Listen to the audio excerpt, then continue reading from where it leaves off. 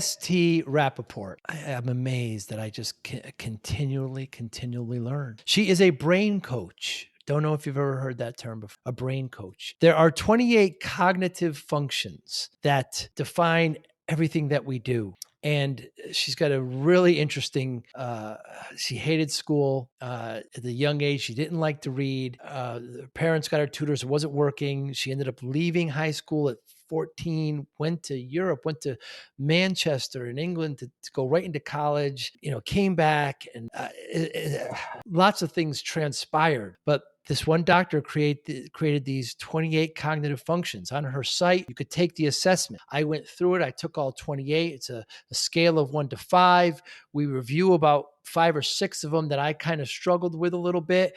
But everything in life has to do with one of these cognitive functions. How you relate, how you virtually talk to people, how you can learn, how you can.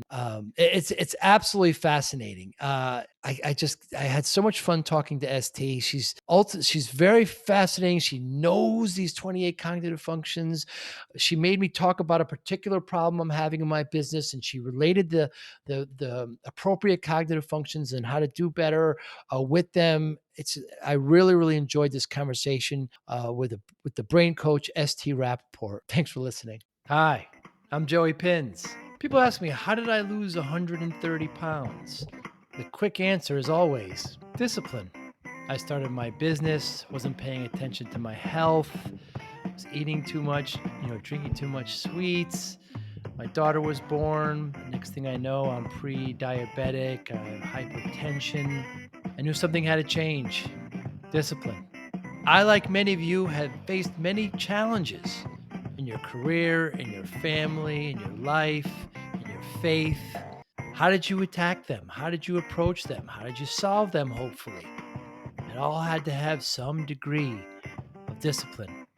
I'm also asked, how did you found and start a tech business that lasted over 25 years? Discipline. I was committed to it, enjoyed technology, didn't enjoy some aspects of it, but knew it was necessary. Discipline. Our podcast mission, how do we use discipline to better ourselves and society? Join me, please, as I talk to interesting people and discuss how they use discipline in their family, in their passion, in their careers, and how it helped them.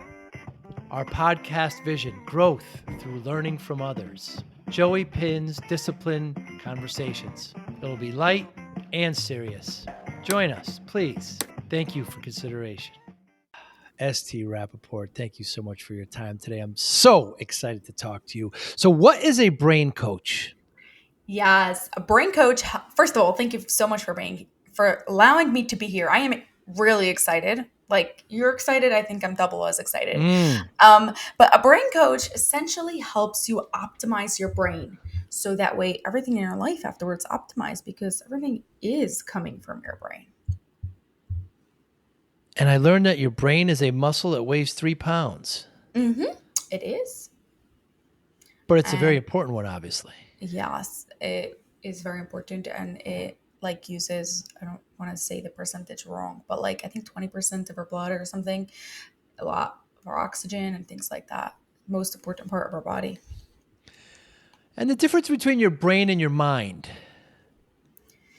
Yes, that's an interesting one, and I think that it's different people will say different things. To me, the brain is the actual physical part of it, right? Like the actual muscle, the actual neuron connections, a very physiological thing, and the skills and the messages and the things that are happening in your brain. To me, the mind is more of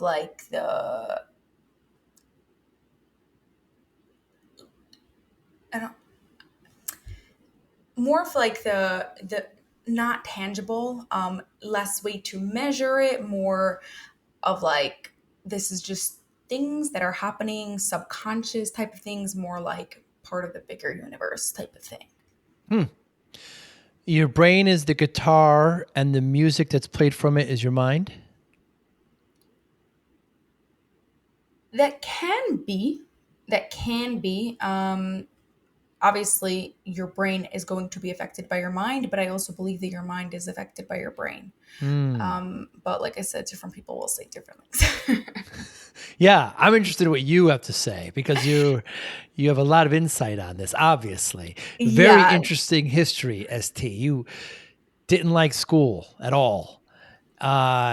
So much so that you wanted to leave. Family goes to Manchester, England. I don't, do I have this right? And except it wasn't my family; it was just me. it was just you. At what age? I was 16. I wanted to like leave school, but my parents won't have of me dropping out. So in England, they actually start college at 16. Right. So I was able to drop out essentially and get my GED, you know, and I was like laughing. I was like, my class is still in school for another 2 years and I have my GED like from the government. This is all good. But I went to essentially study in England where I didn't really learn much. It was basically about art and more about just not doing typical things. But I did do other things. Like I started businesses there. I did additional trainings and stuff. So it was all good times. I mean, that a 16-year-old going to Manchester, England. Uh, I'm a Manchester City fan, by the way. You must have been sick of that rivalry over there. Yes, Manchester City, Manchester United. Oh, I'm Yeah, not going to get started. yeah, yeah. So you started university there, and how long were you there? Just 2 years. Essentially, I wasn't really, my whole life, I said I'm never going to college. I did not want to do additional school and I didn't see the purpose in it. But when it was going to college in Manchester or staying in a school where a regular high school, I chose a college in Manchester. So yeah, so as soon as I was 18 and officially out of school and then like school is not required anymore, then it was just back home. Wow. Yeah. And then your kind of epiphany was this Tony Robbins course, correct? Correct, correct. I mean, I had knowledge on the 28 thinking skills previously, like you mentioned, with reading in school. That was a bit of a challenge, and that was the thing that has helped me. And I did already start learning it actually when I was 17. I came home, like we would have multiple breaks, and I would come home every time. And one time I came home and I started the training of this at that time. But it is a multiple year process, and as you learn more, you can work with people. So during that time, I took a Tony Robbins course, like you mentioned, called Rapid Planning Method, or RPM for short. And it's planning based on your motivation instead of your to-do list. And I thought that was like pretty cool. Like instead of just having to check off another thing on your list that only like grows forever long, but rather deciding what are my motives, what are my goals in life, like what do I actually want to do, and based on that make my to-do list. I think that actually makes more sense if we think about it that way. But a lot of what Tony spoke about was thinking about not what your motives even are for today, but think about your goals and your visions for 6 months, a year time. And based on that, you want to take action today. And I really struggled with it because at that time, I considered myself a really productive person. I would plan my day every single day the night before, ready for years at that time. And I would make my to do list and make my plans. But they were not based on things that I wanted to do in a year's time. They were based on things that I had to like things that had to happen now, things Mm. that like were just happening. Yeah. And so I couldn't do the course. I tried. I really tried. Not like people like saying they took a course and it didn't work for them, but like I did all the exercises and I tried to implement it, and for some reason it just didn't work. So I was Wow. like, okay, it's not for me. Not everything is for everyone. But a couple months later, I went and I took an additional training in these 28 cognitive functions, and this one specifically focused on categorizations. Mm. That's one of the 28 thinking skills. And categorizations is about taking a big group and splitting it into smaller groups. But it's also about taking small groups and putting it into a big group. And that was the part that I struggled with, being able to see all these small actions and seeing the big picture. Like I was really good at seeing the trees, but I struggled to see the forest. Mm. And as soon as I was able to improve that cognitive function of categorizations during that training, automatically I was like, oh my goodness, all I need to do for Tony Robbins things is XYZ. And like, this now works. Like, it happened Wow. by itself. And then I was like, hey, if I plan my day this way instead of like, and think of the whole week instead of just the whole day, then like I'll save a lot of time. Like at that time until then, every time I had an errand, I would literally remember that I needed to do an errand and I would go out of the house and go do it. But then Wow. 3 hours later, I'd remember another errand and go out of the house again instead of going out of the house once to do all of them. Right? Because Mm. my brain was so focused in the now and this has to get done. So I never procrastinated, but that's not being very productive. It's not being very efficient. So I took your assessment on your site, and it goes over all 28. I just want to review a couple of them because they were so revealing and made me kind of sit back. And perhaps the first ones you're talking, so it's a scale of 1 to 5, and you choose, one being, so in this case, blurred and sweeping perception, missing details, visual, auditory, gets overwhelmed by a lot of information. That's one. Then all the way to the end of the rate, number 5 would be clear perception, can take in information in clear and organized way even when there's a lot of information. It's wonderful to kind of sit and think about that. Yes. Yes. And that and the reason why it's a range is because most of the time we're not most of the time we are not good or bad at them. We Right. are like it's on a range, right? So let's say that's a really good one that you said, the blurred and sweeping perception, right? Like some people they walk into a room and it's like way too messy, they just want to walk out. Mm. Right? Like they know they have to clean it, but it's way too messy. Someone else, that doesn't overwhelm them. But when somebody is giving them instructions and there's a lot of instructions, that's when they get overwhelmed. So Hmm. there's layers of this, right? So the second person might be more of like a 3 or a 4, while the first person might be more of a 1 or a 2. Hmm. And while I think I'm in the other, I think I'm at the right scale of this. Clear perception, can take in information. I never give myself a 5 on anything because I always think there's room for improvement. So in that particular case, I feel that I can take that in, and I'm reminded, of examples of it, and that's the process of completing this. You make it clear that there's no wrong answers, to go through it, and you shouldn't rush it at all. But a couple of ones another one that surprised me, number 5, unaware of how time passes. Plans to do too much for allotted amount of time. Again, that's number 1 on the scale.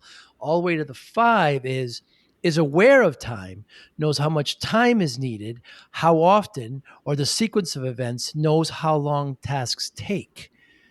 Again, I sit back and I think, about tasks, about projects, and where I am with that. But it's a refreshing exercise.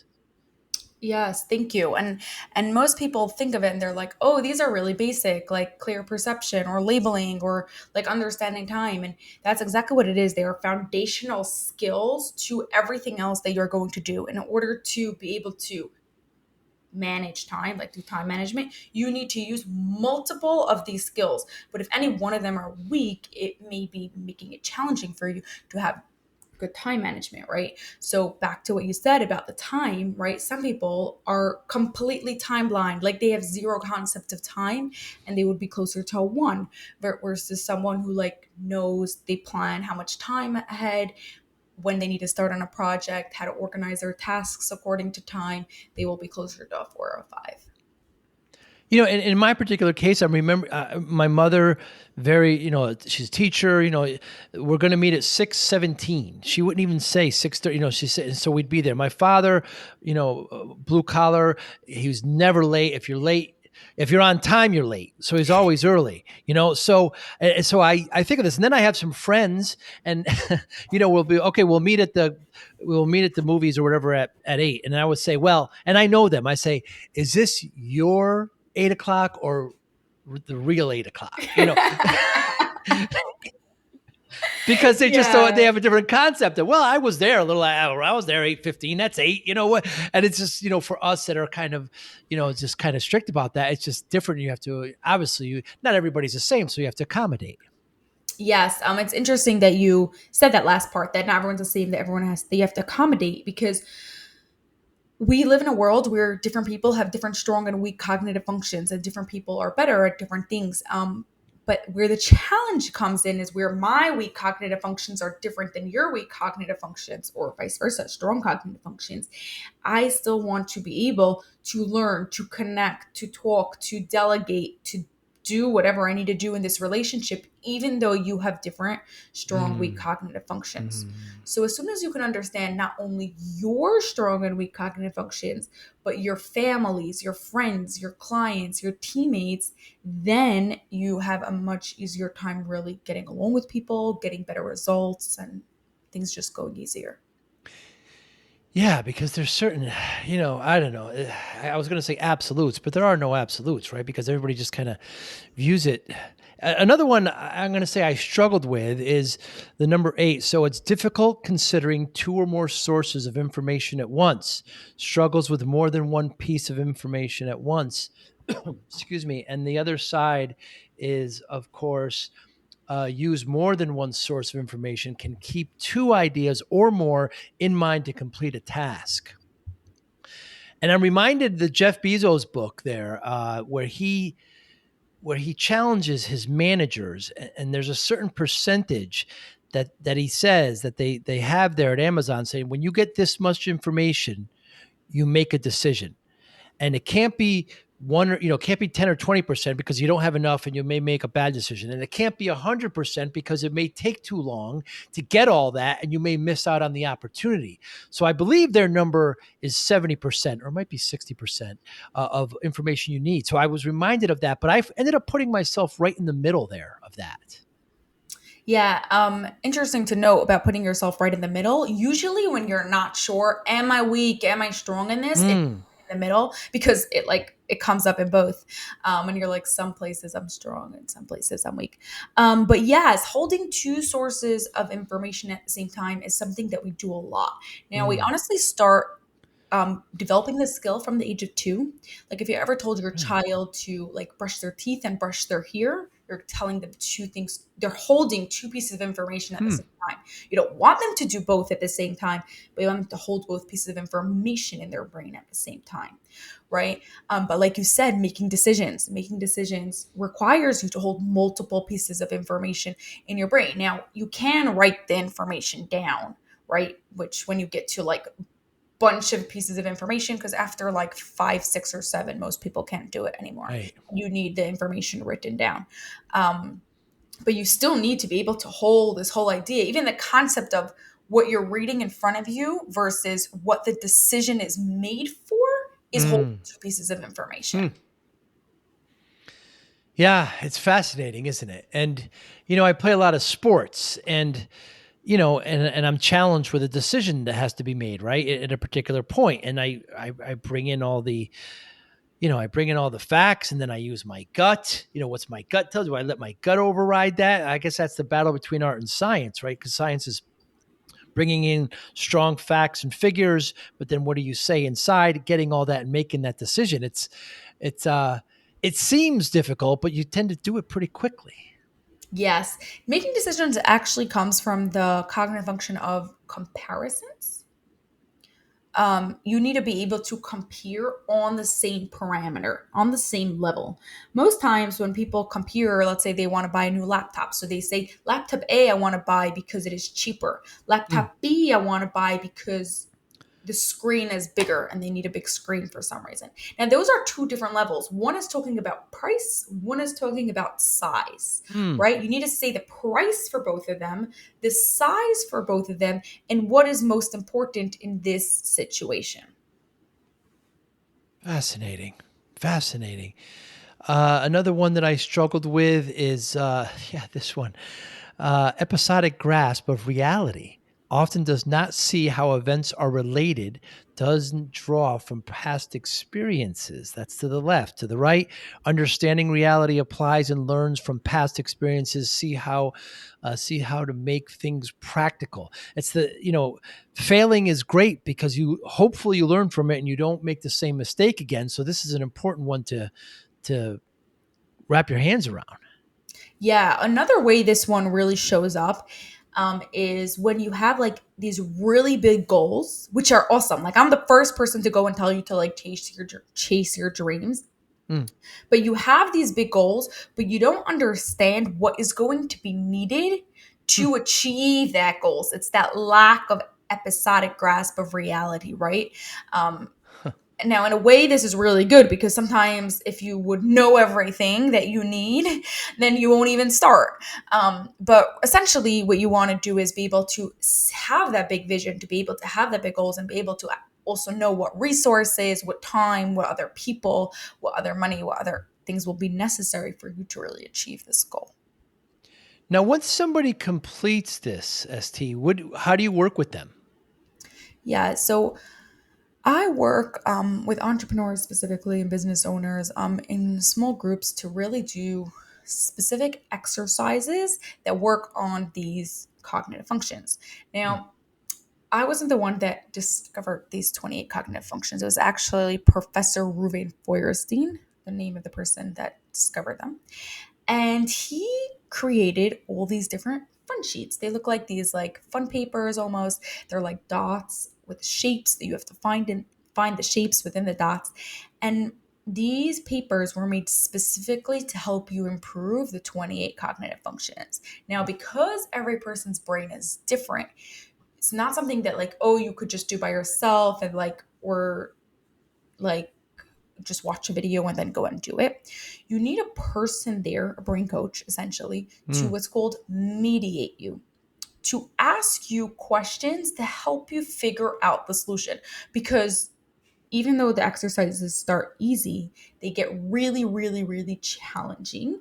and you're not going to be able to figure them out. And you need to be able to have someone to help you, like I said, figure it out. But I'm not here to tell you the answers.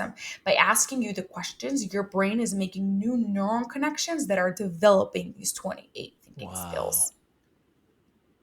And the goal is to get most of them, many of them, all of them over to the 5 or closer to the 5.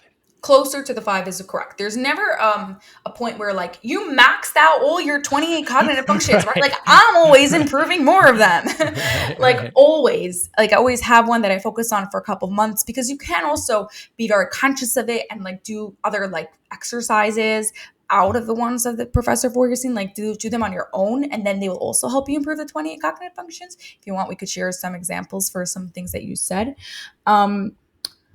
But I every few months I pick a new one to work on and I'm focusing it on. I'm always Wow. improving it. So the question usually is, what's something that's challenging in your life and which cognitive function is weak that is causing it to be a challenge, right? And then that's what you know you want to work on. So let's like maybe do this. Like what's something that's a challenge for you right now in your business or in your life like you wish was a little bit easier? Um, Something right now that's a challenge with me is, yeah, I would say client satisfaction. How's that? Yes, that's a really good one.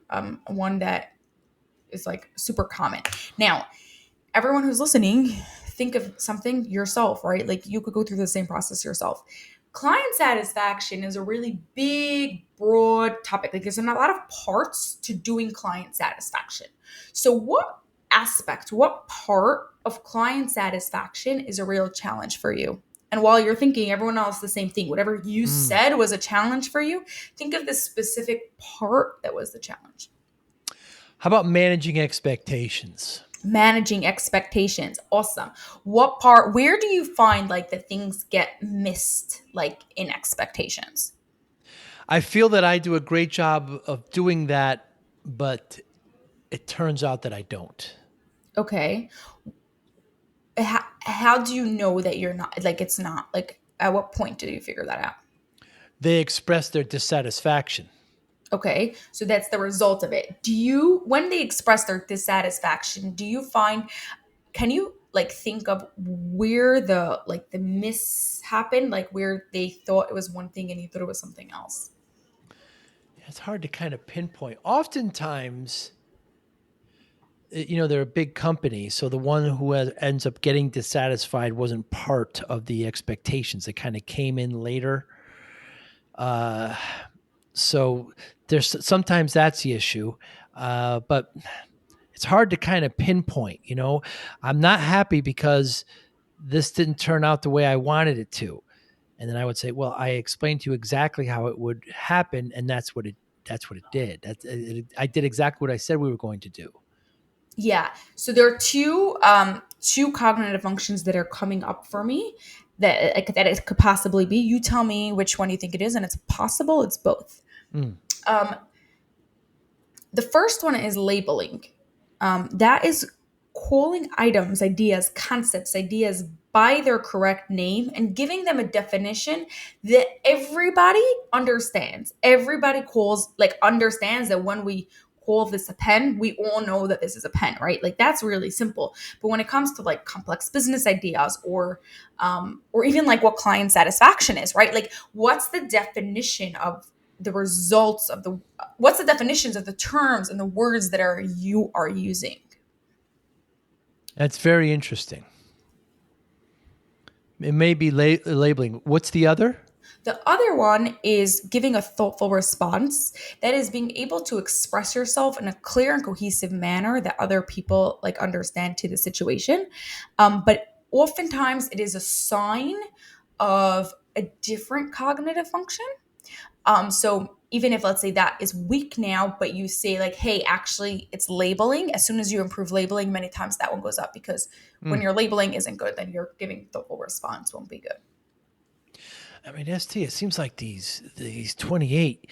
It's almost it's like a large Venn. I mean, they kind of they overshadow each other, right? None of them are kind of independent. They really play off of each other. 100%. Yes. They are fluid. We work back and forth between them. We go all together. You can't do one sometimes before you do another. 100%. Yeah. Wow, wow. Another one I had difficulty. I shouldn't say difficulty, but 18. No need for summative behavior. Doesn't really care to know how many things or details there are. That's to the left. To the right, to 5, summing up how many things are there, counts, details, steps, etc. to the task. That may also is a possibility related to what you said about client satisfaction. Because if you had a meeting with them and where you explained to them what you thought what is to be expected, but not caring about all the details or summing up all the steps along the way, some of the things that they expected or they have thought or that you thought would be may have fallen through the cracks. Hmm. It's fascinating, the science of this. I play golf, and when you putt on a putting green, the putting green is all different, surfaces, all different angles, all different hills. Some are subtle, some are not, depending where the hole is, depending where your ball is. And there's these scientists who will take it apart, factor in the wind, factor in how high the grass is, factors what the size of the ball is, how did you stroke it, and how it gets to the hole. Was there enough pace? Was there enough correct accuracy? It seems to me that you're getting something, you're getting these decisions, you're getting these processes in life, and you're pulling them apart like a great scientist into these 28 areas. That's a terrible analogy, I think, but I'm not sure if I made my point. No, yes, I completely agree. We're breaking it down from these complex ideas Yeah. into the simplest form of thinking possible. We have a Mm. lot of like, let's say, executive functions or thinking operations or like strategies that we use in business and like all these like big fancy terms that we need to be able Mm. to run our life. But there's really something one step deeper than that, and that is those 28 cognitive functions. So if we're trying really hard to work on these fancy strategies and thinking thought thinking thought processes and whatever, but one of those 28 thinking skills are still weak. Wow. Yeah. And so, okay, this one, here's my next question. So this is on 22. Difficulty projecting virtual relationships, struggles making connections that aren't obvious or from a previous situation to a new one. And then the other side is projecting virtual relationships, can see connections that aren't obvious. I mean, Yeah. so it's even with relationships. I assume when we're talking about relationships, we're talking about interpersonal, just relationships with other people, etc. Yeah, so it's relationships between other people, but it's also relationships between ideas, concepts, or things, right? Like how Ah. can I how can this orange be like have grown on a tree if I bought it in the store?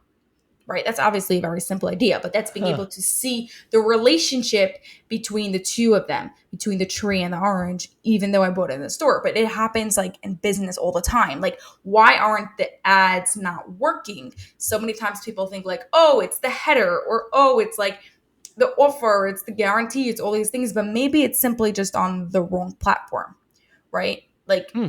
being able to make those connections that aren't super obvious. Ah, that's fascinating. Relationships with objects and thoughts, and yeah, I didn't think of that. And then this one just seems is number 27. It just seems out of left field for me. St. Set me straight. Unable to copy correct sequences of letters or numbers from one place to another. And then on the right side is visually transporting copies accurate from another source. Wow, how is that relevant? Yes, that's like I like the simplest way to explain it is like I don't know about you, but when I was in school, sometimes like the teacher would write the homework on the board Mm, and you would have to copy it down on your paper of like what to bring home, right? Like it's on the board and you have to visually transport it and right. then to your paper. So if you ever have a child, okay, well now everything's like electric and things like that, and like they don't have to copy things anymore. But like, um, if at that time you struggled like every day, you never had the homework correct, either you forgot the page or you had the page but you had the examples but you didn't know like there's one part of the information missing, or you did 32 instead of 23, right? All that is projecting virtual relationships, is visual transport. Visual Yeah, transport, yeah. but we use And it now also, right? Like if you go to a conference and you see something like on the screen and you want to right. copy it down, you're doing Good the same point. exact thing. Good Yeah. point. Or even from like your phone to your computer, if you're Right. like copying it down. Yeah. And I was always under the impression that your IQ doesn't change, just subtly a couple of points. But you don't believe that at all, obviously. No, there's been a lot of proof, a lot of research. There's some point has been like some study that like every 70 sessions of this work, your IQ goes up by a point. But I don't actually believe that so much because different people have different like Hmm. changes in different amount of sessions. So sometimes I think that goes less, and sometimes obviously that goes more. But most definitely your IQ goes up, and more importantly, I don't think IQ matters so much. Right. Right. Yeah, I've within the last 10 years of my life, I've always been thinking, well, my IQ is where it is, but my, you know, EQ is something that I can constantly work on. And I can really grow that by learning and talking to fascinating and smart people like yourself. Yeah, but it's essentially skills, right? And skills by definition means that you can learn them. So Hmm. if thinking is skills, that means IQ, right? Like is skills, then you can learn them and it can go up. And so is with EQ, right? It's the same thing. Like we understand that more with skills, like social skills and like emotional, relational skills. And that's easier for us to understand. But it's the same thing with the brain, with the IQ. Yeah.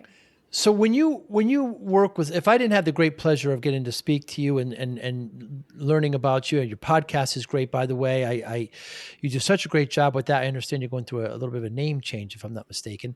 We could talk about that. But so when people, I was completely unaware of these 28 cognitive functions, completely unaware, and then I got to learn about you. I took them, and now I'm rethinking things. I mean, how do people find out about this? How do they get to understand and learn? How do people find out about it? Just like this. Everyone listening to your podcast now Right. finds out about it. But yeah, I do a lot of content, like you said, podcast, on social, on TikTok, YouTube, all the social apps. Um, but yes, my goal is just for more people to be able to understand these concepts because A, like you said, you can always improve them. But B, like we mentioned earlier, then you can understand people. There will be less fights. You can help Hmm. people. And I think also it breaks down a lot of where people are at today. I feel almost in a way like we've gone backwards. Like in the early 1900s, if you were special needs or something, you got locked up Yeah. and like that was it. Nowadays, we say if someone has ADHD or some sort of other like diagnosis, then we just say, this is the way your brain is going to be. And we give them some medication, and that's the way it is going to stay forever. But actually, it's how your brain is right now.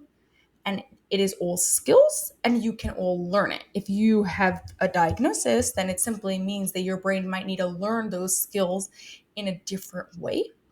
You may need to learn those skills. It might take you a little bit longer, but yes, you can still learn them. So everyone can learn and improve these 28 cognitive functions. So when you took the Tony Robbins course, you were frustrated, you couldn't complete it, you couldn't put it all together, and then you come upon these cognitive functions, these 28, and it changes the trajectory of your life, ST. Yeah. So actually, like I mentioned earlier, I was struggling with reading when I was in 5th grade. So by 11 years old, I was able to read, but it was a really, really big challenge for me. And I was going through a lot of tutors, missing a lot of class, spent a lot of, which I really liked, right? Like not having to be in class. But my parents were spending a lot of money and they weren't really seeing results. They're like, it's time to do something else. And that's when they brought in these Feuerstein mediators. That's what this method is called, the Feuerstein method. To really help me be able to improve my 28 cognitive functions. So we did none of the typical rating that you do by rating tutor, but instead we did these brain exercises, improved my 28 cognitive functions, and naturally, automatically, my rating got better. And everything in school got better, right? Like everything got better. So from the age of 11, I've already known the cognitive functions. I've already been working on the cognitive functions. I knew my whole life I wanted to learn this. And I started learning it at 17. I think the youngest to learn it is 16 or something. And I started at 17. But I didn't think it would be my whole life. I originally took the training just for myself to be able to understand it better and just like to have like a good like tool, right? Like it's a good thing to know.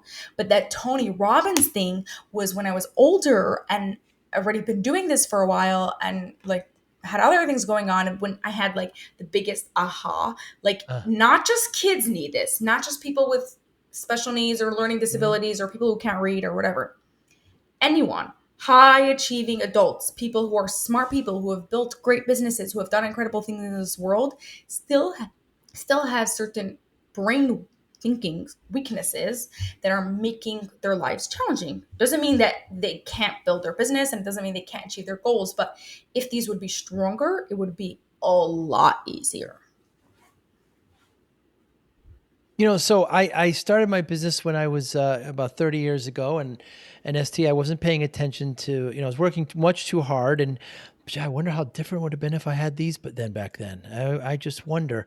But I ended up getting up to about 340 pounds. I was eating terribly. I wasn't exercising. And the doctor said to me, if I don't lose weight, I'm not going to see my daughter graduate. I just had a daughter. And so I spent the next year and a half losing the weight. People ask me how. They want a quick answer, but I always say the answer is discipline. I wonder how discipline plays a role in your life. Yes, discipline most definitely plays a role. And first of all, discipline is a skill. I strongly believe it that like anyone can learn it, and it's like a muscle, right? Like a skill. The more we work it, the easier it gets. Now, personally, I've considered myself a disciplined person, like even before this, right? Like I said, it helped that I had the weak cognitive function of categorizations and everything needed to happen now. I was disciplined in having everything happen now. But discipline is actually related to the cognitive functions, specifically the cognitive function of showing self-control. It's actually cognitive function. And in order for you to be able to have discipline, your ability to realize why you should want to have self-control, why you should want to have discipline is a thinking skill. A thinking skill. I don't know if I've ever heard that definition of discipline before. It's a thinking skill. It starts as a thinking skill. I'm not saying it's not one of the 28. One of the 28 is showing self-control. That is one of the 28 cognitive functions. And in order to have discipline, you need to be able to show self-control, right? Restraint. Yes. So, and how do you improve the thinking skill of showing self-control? By showing your brain the reason, the motivation, why it should want to show self-control. Side note, that is one that I think almost every single person can improve on even more. Yeah. Also, does the person, do they always score themselves, or when the exercises occur, the facilitator scores them? So actually, there is an official assessment that I can do for someone, but I never do it because it takes 20 hours just to write the report. Wow. Yes. So I don't do it. They are like automating it, like to do it like just on computer, but I don't know. Sure. It's like not at the position yet where it's very good. So it's still maybe in a couple more years. So right now we just do these assessments where people do them by themselves. Now here's the thing. They are not perfect because you are seeing it from your perspective. Right. And many times we are blinded by like we don't see our cognitive functions because we've been doing this thing our whole life, so we have figured out ways to make it work, right? So even me going to that back example, I honestly thought I was being super productive by getting everything done. Now think about it, everybody's complaining about procrastinating, not getting Right. things done, opening projects. I never had that issue. Like everything just happened now, so I like, why should that be a problem, right? But as soon as I improved that cognitive function of categorization, I was like, oh my goodness, I'm literally like working extra hard that I don't need to work, change everything, save over 10 hours every week. Life like could be a lot easier. I could be working a lot less by simply arranging things a little bit. Wow. And I could not have seen that from being on the inside. I needed to have gone and have an outside person. So it does give you a very good starting point, but it's not a full, like a perfect thing, but it's a very good place to start. Yeah, I could see for each one, even the ones that we discussed, they can kind of give you a test. Like, can you write, like the last one we talked about, can you write this over there? Can you take this and, so they can kind of give you these tests and see how well you do and then assess you. I guess that I could see how that could be automated. And as far as, you always hear about doing, Sudoku and crosswords and things like that, just for, I have dementia in the family, right? And that those kinds of exercises reduces the possibility of that. It's just healthy. Yeah, anything new and challenging is the best food for your brain. Like literally, like people always ask me nutrition for your brain, and you want to be new and challenging things. So if you're the type of person that likes doing Sudoku, try doing crossword puzzles. Right. Right? I'm not to continue doing Sudoku, but like go up to like higher levels and then try something new, try something challenging. Take on like even salsa dancing, traveling to new places. New challenging things is the best way to prevent things like dementia, to keep your brain young, to create those new neural connections. 100%. Yeah, new challenging things. St. Rappaport, what motivates you? In what aspect? You choose. Okay, well, because we're talking about this, then I am going to answer about this. And for me, the biggest motive with this is that I see so many people working so hard to try to make their lives better. They try all these different methods, or they try all these different techniques and all these different things. And it could be it's helping them, but it's not actually solving the problem. A lot of them are band-aids instead of actually solving the problem as to why they are having this issue in the first place. And this is the type of thing that actually solves the problem. It changed my life completely, and I know that anyone who goes through it changes their life. So it motivates you to know that people are bettering their lives, helping their lives doing this. More, that's like part of it. More than that is really, it hurts me to see people working hard for something that I know is not going to give them a really good result. This I know is going to give them a really good result, and this I know is actually going to solve the problem, right? Like people, let's say planning, for example, right? People get all these planners, they take these courses, they try to figure out the best way to organize their day, and every year their New Year's resolution is that they're going to be able to do these things, or they're going to have the discipline to be able to plan or whatever. But guess what? if one of the cognitive functions related to planning is weak, whatever they're going to do is not going to work. It's going to like just be a band-aid. As soon as that planner is not there, as soon as something like it's not going to work. When you have that cognitive function, then literally the whole wiring is changed and it's no longer an issue. So how do you measure success? How do I measure success? First off, how people feel. That's a really big one. Like a lot of things, like a lot of times people just say like the amount of stress that they have back in their lives, out of their lives, not back in their lives. The amount of stress they have out of their lives is drastically reduced because things just happen easier.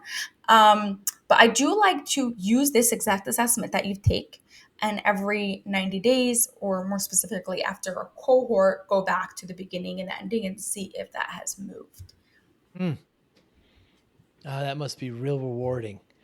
It's a worthwhile endeavor. I really, really enjoyed taking that assessment. I was so excited to talk to you. I mean, I didn't know anything when I saw that you were a brain coach. I cognitive function. These are just terms that I wasn't familiar with. And I thank you so much for your time. I learned so much from that assessment and from talking to you and your podcast. Anybody listening, how can we get in touch with you? Yeah, so first off, that assessment is at lifepixuniversity.com/brain. And you can get in touch with me on wherever your favorite social media platform at LifePix University. But most definitely the best place to start is that assessment. And it's Life, LifePix.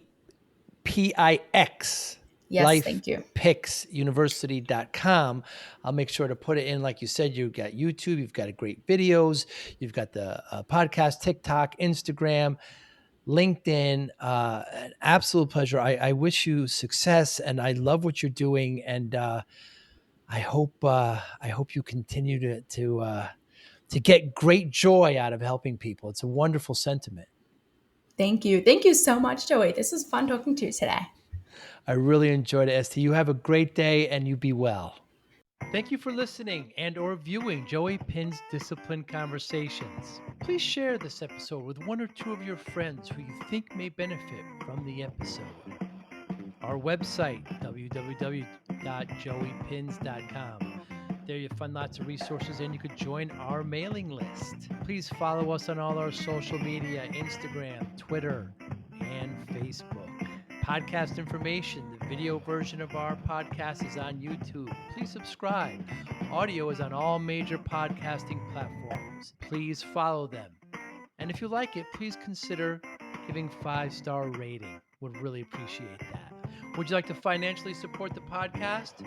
You can go to our Patreon site. Consider $5, $10, or $20 a month. There's all kind of plans that we have there. There's like a one-time payment. What is this podcast episode worth to you? $25, $50, $100, $500, $1,000, $5,000.